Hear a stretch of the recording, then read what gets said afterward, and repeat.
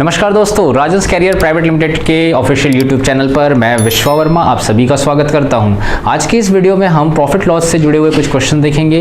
ये क्वेश्चंस आपकी फर्म की होने वाली परीक्षा महिला पर्यवेक्षक के लिए भी समान रूप से उपयोगी है। तो चलिए शुरू करते हैं हमारा आज का ये सेशन।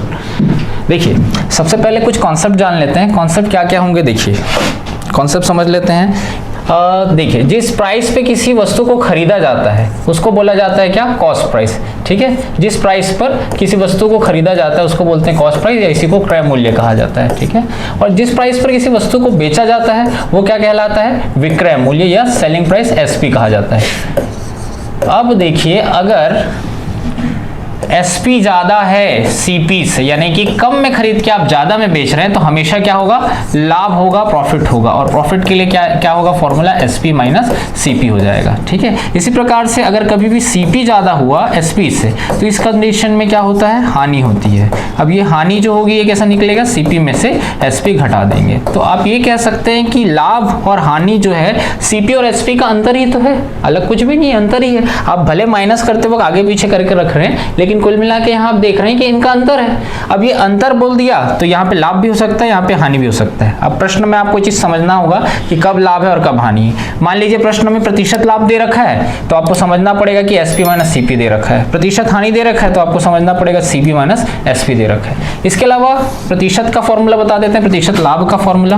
प्रतिशत लाभ बराबर क्या होता है, कुल लाभ जो होता है वो, ठीक है, कुल लाभ जो है वो गुणा 100 बटे में आ जाएगा सीपी। इसी प्रकार से प्रतिशत हानि के लिए भी फॉर्मूला होता है। प्रतिशत हानि के लिए फॉर्मूला क्या हो जाएगा, जो टोटल हानि है वो, ठीक है, गुणा आ जाएगा 100 और बटे में आ जाएगा क्रय मूल्य सीपी का मान। ठीक, इतना फॉर्मूला बेसिक्स अभी आपको पता होना चाहिए। जैसे जैसे आगे बढ़ते जाएंगे हम नए फॉर्मूलाज इस पे देखते चले जाएंगे। तो अभी बेसिक्स के लिए इतना हमारे लिए काफी है। चलिए आते हैं क्वेश्चन पे।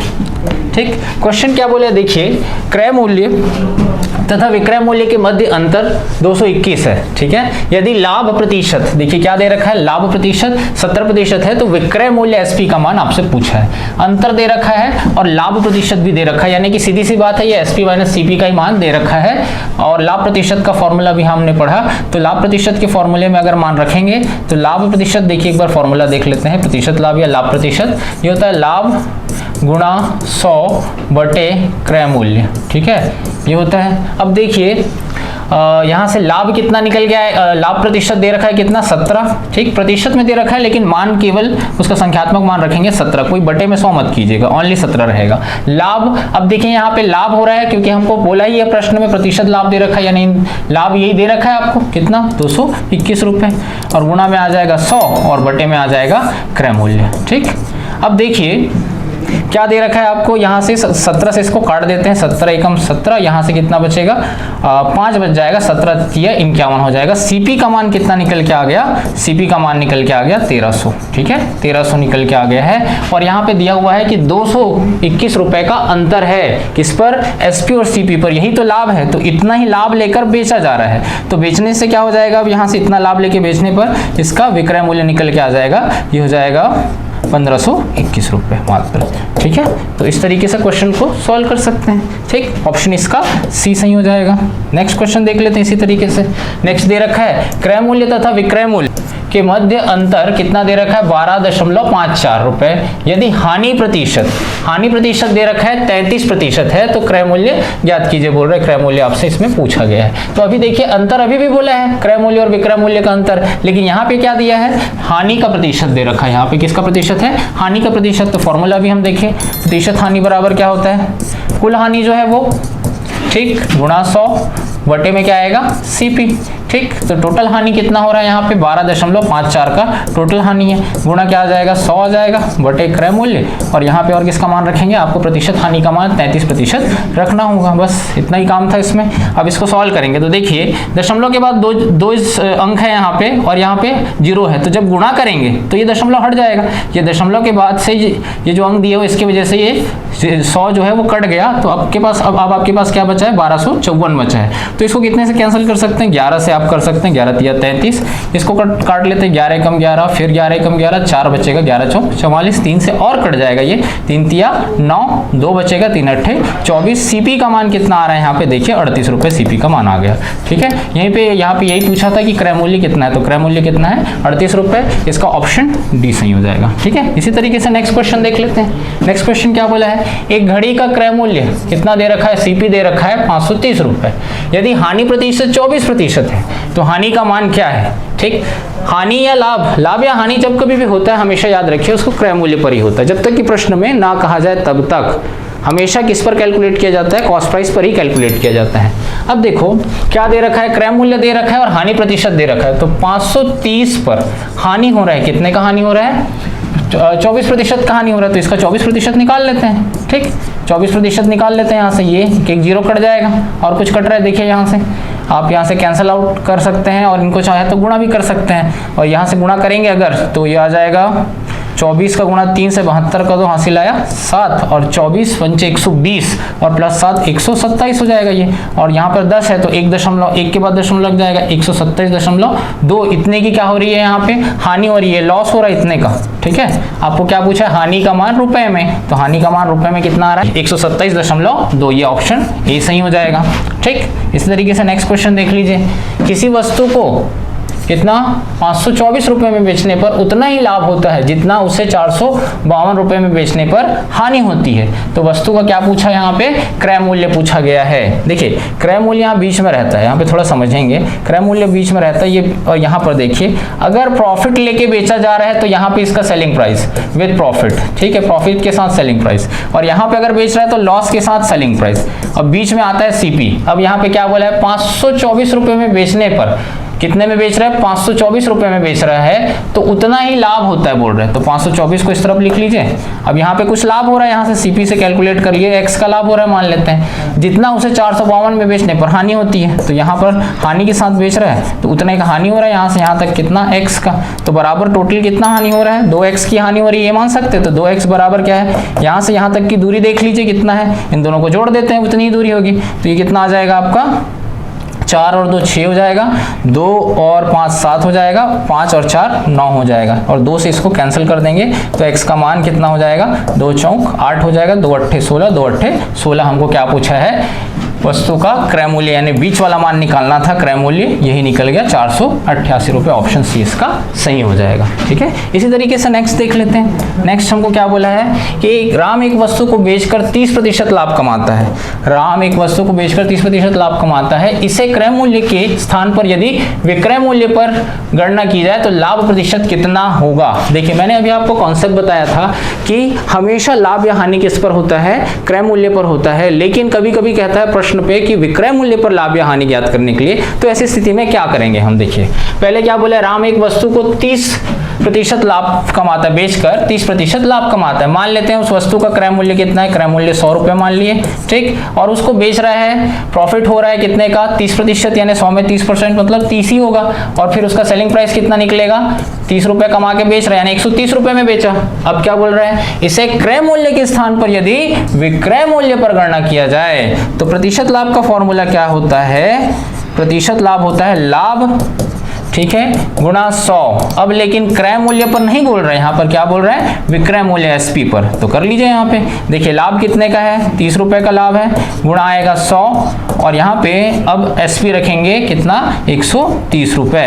तो यहाँ से हम सॉल्व करेंगे इसको, ये हो जाएगा 300/13, इसको भाग कर देंगे 13 से, तो ये आ रहा है 13 दूनी 26, और 4 बचेगा, 13 तिया 39। नियरेस्ट ऑप्शन देखिए 23 दशमलव कौन सा आया हुआ है, ये है ऑप्शन सी 23.1 का, तो ये इसका आंसर हो जाएगा। ठीक है, इसी तरीके से नेक्स्ट क्वेश्चन देख लेते हैं। एक स्टोर में लागत मूल्य के 25% लाभ पर घड़ी बेची जाती है, विक्रय मूल्य पर लाभ का प्रतिशत कितना होगा। सेम प्रश्न है, देखिए सीपी मान लेते हैं कि 100 है, अब इस पर लाभ कितना हो रहा है, प्रॉफिट 25 का लाभ हो रहा है, तो बेचेगा कितने में, एसपी कितना में करेगा, 125 में बेचेगा इसको, अब 25 रुपए का लाभ कमा के।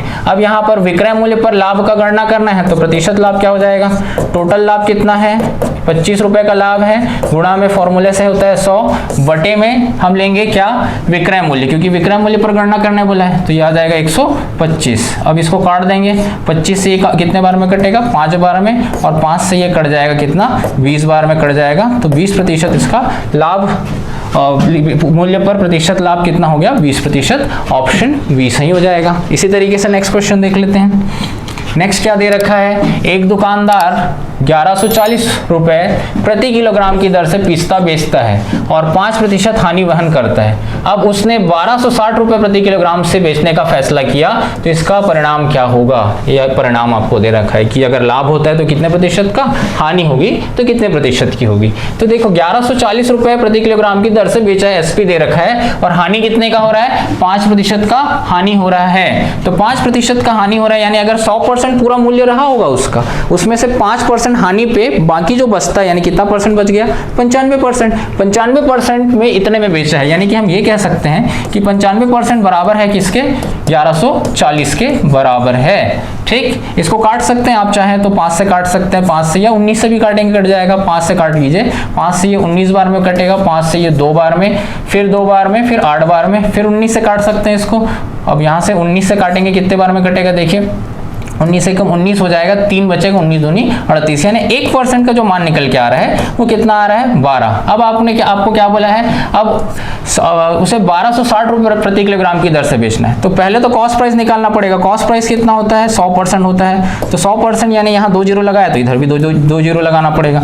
1200 रुपए कॉस्ट प्राइस है उस वस्तु का, लेकिन बेचने में कितने में बोला है, 1260 में बेचने बोला है। तो फायदा ही ना हो रहा है, यहाँ से 60 रुपए का फायदा हुआ है। ठीक, 60 रुपए का फायदा हो रहा है, लेकिन इसका प्रतिशत में पूछा है। तो प्रतिशत लाभ कैसे निकालते हैं, अभी बताया गया था। प्रतिशत लाभ निकालने के लिए कुल लाभ गुणा 100 बटे क्या आता है, जो आपका सीपी रहता है। तो सीपी कितना है, 1200। यहाँ से सॉल्व कर लेंगे, 2 जीरो यहाँ से कट जाएगा, और 6 से ये 10 बार में, 6 से ये 2 बार में, 2 से और कट जाएगा। ये 5% का लाभ हो रहा है, यहाँ से ऑप्शन 20 का सही हो जाएगा।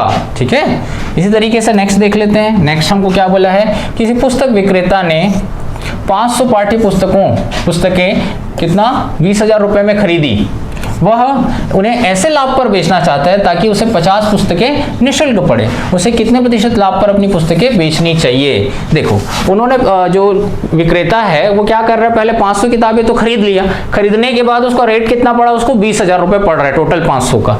अब लेकिन जब वो बेच रहे हैं तो बेचते वक्त ऐसा हो कि उसको क्या होना चाहिए, 50 पुस्तकें निःशुल्क यानी फ्री पढ़ना चाहिए, बेचते वक्त फ्री में पढ़ना चाहिए उसको, ऐसा रेट सेट करना है। देखो, अब यहाँ पे उसी कितना प्रतिशत लाभ उसको अपना बेचना चाहिए, ये प्रश्न में पूछा गया है। तो पहले तो 500 का अगर रेट कितना है, 20,000, तो एक पुस्तक का रेट निकाल लेते हैं। तो 500 पुस्तक का रेट कितने के बराबर है, 20,000 के बराबर है। तो यहाँ से 2 जीरो कट जाएगा यहाँ से, और 5 से ये कट जाएगा 4 बार में और 1 जीरो बार में, यानी एक पुस्तक का रेट कितना निकल के आया, 40 रुपए निकल के आया। ठीक, अब उसको कितना पुस्तकें निःशुल्क बेचना है, कितना 50 पुस्तकें। तो 50 पुस्तकें का रेट निकाल लेते हैं, कितना पड़ेगा, 5 चौक 20, कितना हो जाएगा, यहाँ से एक पुस्तक का या 50 से ला रहे हैं तो 50 से इधर भी गुणा हो जाएगा। ठीक है, 2 जीरो लग जाएगा, यानी कि ये 2,000 रुपए उसको फ्री ऑफ कॉस्ट देना है, ऐसे समझो। ठीक, तो इतने का ही तो लाभ कमाना पड़ेगा ना, क्योंकि 2,000 रुपए का वो फ्री में देना चाह रहा है, तो उतना ही उसको मार्जिन में सेट करना पड़ेगा। तो 2,000 रुपए का लाभ चाहिए, तो 2,000 का लाभ चाहिए कितने पर, प्रतिशत लाभ निकाल रहे हैं हम अभी। ठीक है, 2,000 का लाभ चाहिए कितने पर चाहिए, ये सीपी कितना रहेगा उसका, 20,000 रहेगा, 20,000 पर 2,000 का लाभ चाहिए। तो कुल लाभ बटे आ जाएगा आपका सीपी गुणा 100, तो रहता ही है फॉर्मूले से। कुछ कट रहा है, यहाँ से 2 जीरो कट जाएगा, और यहाँ से भी 2 जीरो कट जाएगा, और 2 से ये कट जाएगा 10 बार में। तो कितना प्रतिशत लाभ पर बेचना चाहिए उसको, 10% के लाभ पर बेचना चाहिए। ऑप्शन ए सही हो जाएगा उसका। ठीक है, नेक्स्ट देख लेते हैं। नेक्स्ट क्या बोला है, किसी वस्तु को कितने में बेचा जा रहा है, 69 रुपए में बेचने के बजाय 78 रुपए में बेचने से लाभ का प्रतिशत दुगना होता है। उस वस्तु का क्रय मूल्य क्या है, वस्तु का सीपी ले लेते हैं, ये हो गया सीपी। ठीक, और ये वाला क्या है, कितने में बेचने के बजाय बोल रहे हैं 69 रुपए में। पहले एक एसपी दे रखा है कितने में, 69 रुपए में, लेकिन अगला एक और एसपी दे रखा है कितने में बेचा जाए, बोल रहे हैं 78 रुपए में। तो यहां तक जो लाभ होता है उसको, इसमें यहां तक लाभ, ठीक, इस ये वाले लाभ का क्या होता होता है, दुगना होता है जब इसमें बेचता है तो 2x% का लाभ होता है मान लेते हैं, ठीक है। तो यहाँ से वस्तु का क्रय मूल्य CP का मान पूछा है, कुछ मत कीजिए, देखिए आप डिस्टेंस चेक कर लीजिए, 2x है और यहाँ x है, तो यहाँ से लेकर यहाँ तक का डिस्टेंस कितना आ रहा है, 2x में से x गया x, और यहाँ पे मान कितना आएगा, इन दोनों का डिफरेंस निकालना पड़ेगा। डिफरेंस कितना आ जाएगा, यहाँ से 9 का डिफरेंस आ रहा है यहाँ से, ठीक है। 69 और 78 का डिफरेंस कितना है, 9 का डिफरेंस है। अब उस वस्तु का क्रय मूल्य पूछा है आपको, तो देखिए अगर SP कितना है, 69 रुपीज है, ठीक, 69 रुपीज है, उसमें 9 रुपए कम कर दिया जाए तो वापस क्या निकल के आ जाएगा, CP निकल के आ जाएगा। कितना रुपए पड़ रहा है CP, 60 रुपए पड़ रहा है, इसका ऑप्शन डी सही हो जाएगा, ठीक है। देखिए नेक्स्ट क्वेश्चन जो है, ये क्वेश्चन में आपको क्या बोला है कि 2 कलम रुपए 20 प्रति दर से खरीदे गए, दुकानदार पहले को 25% के लाभ पर तथा दूसरे को 25% की हानि पर बेचता है। पूरे लेन देन में कुल लाभ अथवा हानि क्या होगी। तो पहले 2 कलम है और उसको हर एक कलम को कितने रेट में खरीदा है, 20 रुपए प्रति की दर से। अब एक पर बेच रहा है तो देखिए उसको एक पर लाभ हो रहा है, कितने का लाभ हो रहा है, 25% का लाभ। तो कभी भी लाभ होता है, लाभ के साथ विक्रय मूल्य निकालना है, सेलिंग प्राइस निकालना है, तो जितना भी प्रतिशत का लाभ दिया उसको 100 में सीधे जोड़ दीजिए। तो 25% का मतलब कितना आ जाएगा, 125/100 आ जाएगा यहाँ से, ठीक। इसको सॉल्व कर लेंगे, 25 से 5 बार में, 25 से ये 4 बार में, 4 से ये कट जाएगा 5 बार में, यानी कितने में बेचा, वो 25 रुपए में बेच रहा है। लाभ में जब बेच रहा है तो 20 रुपए वाला एक चीज को 25 रुपए में बेचा।